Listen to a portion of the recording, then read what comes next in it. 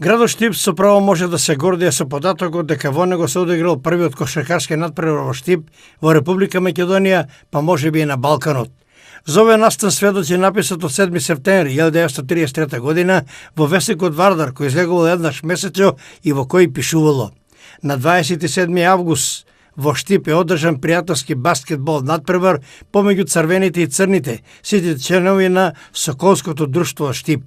Надпреварот завршил со резултат 10:20 за црвените, а судел Трајко Кошевалиски. Според кажувањето на Трајко Кошевалиски, таблата и обрачите ги направил Методи Папаров, мрежичките ги испратил Петре Патрклиев, а голема била дилемата каде да се одреди локацијата на првиот кошаркарски терен.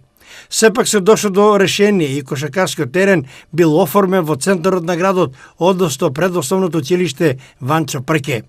Иако запоставено од кошаркарската јавност во Штип и во Македонија, сепак овој настан, иако скромно, сепак достоинствено се одбележува од група ентузијасти. Се предлага идено решение со спомени како траен белег на еден голем спортски настан, а за таа цел и по овој повод вечерва во Штип ќе се одигра ревијален кошаркарски натпревар помеѓу екипите на работници од Скопје и на Куманово.